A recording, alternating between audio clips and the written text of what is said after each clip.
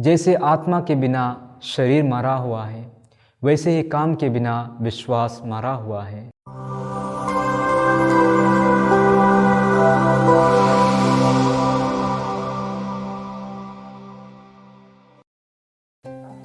प्रिय भाई और बहनों, आज के सुसमाचार में प्रभु यीशु हमें विश्वास के बारे में बताते हैं। कल के सुसमाचार में हमने रोटियों के चमत्कार के बारे में सुना।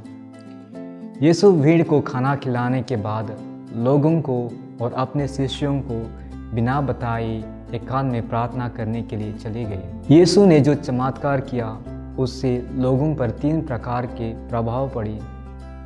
सबसे पहला, इस चमत्कार से उनके विश्वास पर प्रभाव पड़ा। दूसरा, यीशु के प्रति उनका सम्मान और मजबूत हुआ।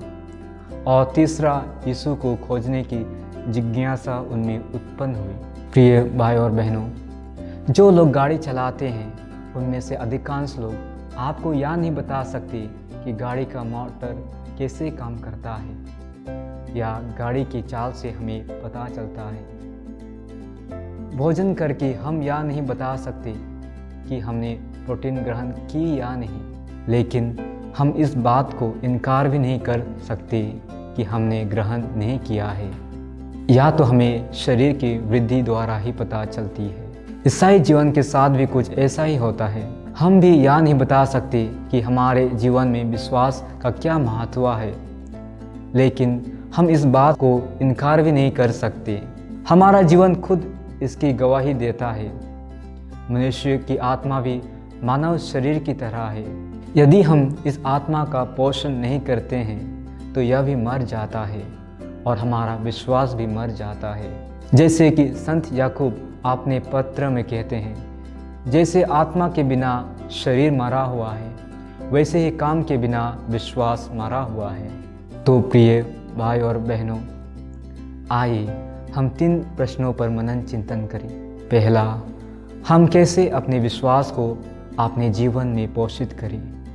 दूसरा, हमारे विश्वास को पोषित करने के लिए हम क्या क्या करते हैं। तीसरा, हमें इसे और अधिक पोषित करने से क्या रोकता है। हम अपने काम के माध्यम से अपने विश्वास को प्रकट कर सकते हैं। बाइबल भी हमें कई उदाहरण देती है। जैसे उत्पत्ति ग्रंथ पाठ अध्याय 6 में इब्राहिम ने ईश्वर में विश्वास किया और इस कारण प्रभु ने उसे धार्मिक माना।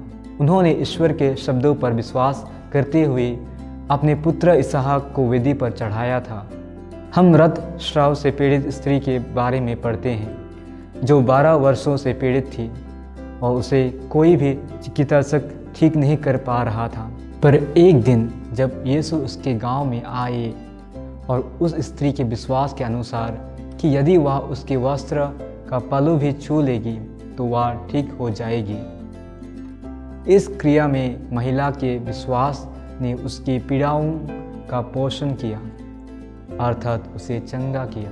संत याकूब ने अपने पत्र में इस बात पर बल दिया है कि कर्म के बिना विश्वास व्यर्थ है और वह विश्वास जिसमें आप शामिल नहीं है, जो आपको गवाही देने के लिए प्रेरित नहीं करता है, वह विश्वास नहीं है। प्रिय भाई और बहनों, आइए हम उस विश्वास के लिए अनुग्रह मांगेंगे जो फल देता है और उसकी घोषणा और गवाही के लिए हमें प्रेरित करता है। आमीन।